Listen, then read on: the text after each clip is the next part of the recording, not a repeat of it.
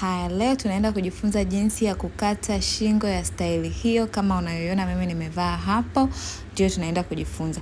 Kama hujasubscribe, please subscribe ili uwe kwanza kupata notification pale ninapopost video mpya.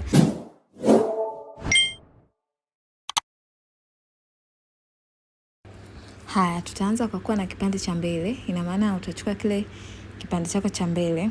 Shingo inakuwa ni 3 upana, 3 urefu. Then unakata. Hapo nikapima 3 upana, 3 urefu, then nikakata.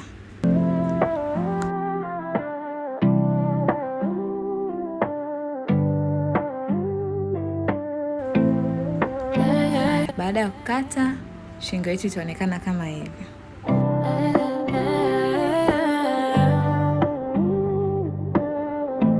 Haya, kutoka kwenye kwapa unapima inchi 3.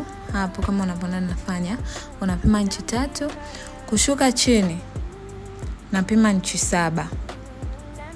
Hakikisha mstari wako umenyooka. Unapima inchi 7.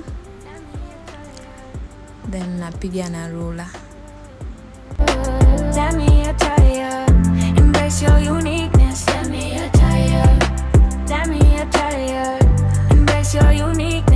Hapo hakikisha mstari wako wewe uko straight. Mimi hata kama wangu umepinda, ila wako wewe inabidi unyooke. Ukitoka hapo sasa unakuja kwenye hiyo kona nyingine, unapima nusu inchi. Haya, hapo katikati unapima inchi 2. Kushuka chini inchi 2. Then baada ya hapo unatoka hapo kwenye nusu inchi hadi hapo ulipopima inchi 2, unachora kama curve. Ukiwa na curve ruler ndio inakuwa rahisi zaidi. Lakini kwa sisi tusio na curve ruler, tunachora tu kwa mkono. Unachora kama curve hivi.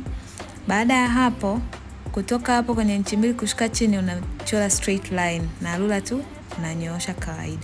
Kwa hiyo itakuwa imeonekana kama hivyo. Natumai wewe ya kwako utafanya vizuri zaidi. Kwa hiyo baada ya hapo unachukua mkasi unakata.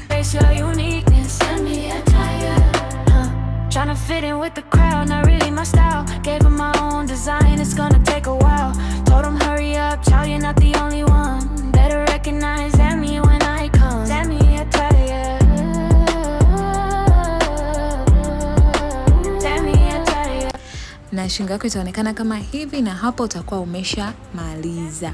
Kama hujasubscribe channel yangu, naomba usubscribe. Usisahau kucomment, kulike na kushare. Tukutane kwenye tutorial nyingine. Zamia Attire, embrace your uniqueness. Bye bye.